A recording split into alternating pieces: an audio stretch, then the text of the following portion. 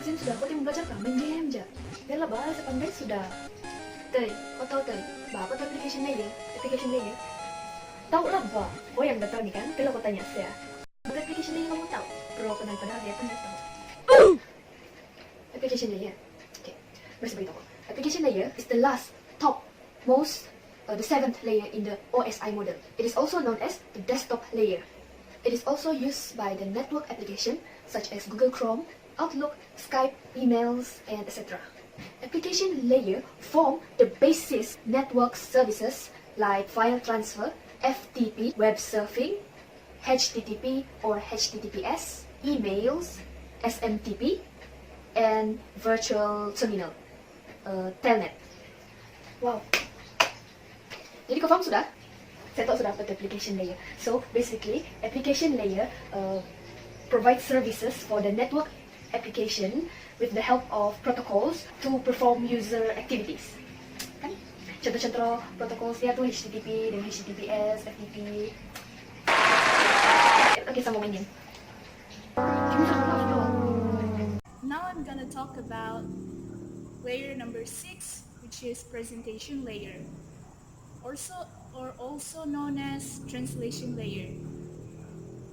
Translation layer or presentation layer act as a translator, obviously, and it also performs decryption and encryption. The translated network protocol is then carried into the layer number 7, which is called the application layer. Thank you. Session layer is the fifth layer of the OSI model. Now what is session layer? It helps in setting up and managing connection, enabling sending and receiving of data. Their helpers are APIs with its example NetBIOS. Before a session is established with a server perform function called authentication. It is a process to determine who you are. You will key in your username and password. If it's matched, a session is established between your computer and server. After authenticating, authorization is checked. Authorization is used by the server to determine if you have permission to access a file. Session layer keeps track files that are being downloaded and it will receive it in a form of data packet. Session layer also will keep track which data packets belong to which file, example text file or image file. This is called session management. Transport layer is the fourth layer of the OSI model. Transport layer controls the reliability of communication using segmentation, flow control, and error control. During segmentation, data received is divided to small data units called segments. Each segment contains source, destination port number, and sequence number. Whereas, during flow control, it controls the amount of data being transmitted. In error control, if some data does not arrive at their destination or missing, transport layer uses automatic repeat requests to retransmit the loss of corrupted data. A group of bits called checksum is added to each segment by the transport layer to find out who received the corrupted segment. In this layer, there are two types of protocols, TCP and UDP, and there are two types of services, connection-oriented and connectionless. TCP is connection-oriented, whereas UDP is connectionless.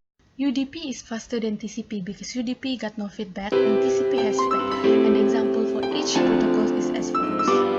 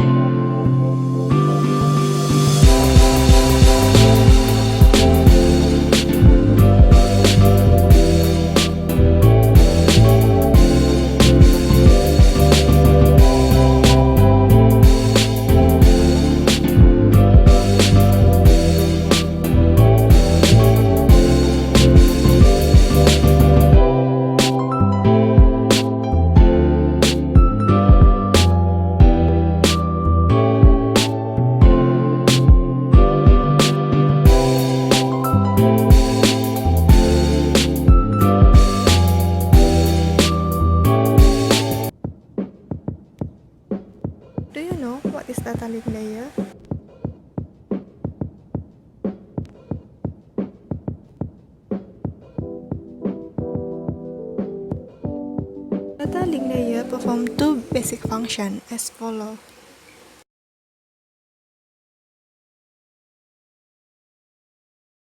Data link layer also divided into two sublayers, MLC and LLC.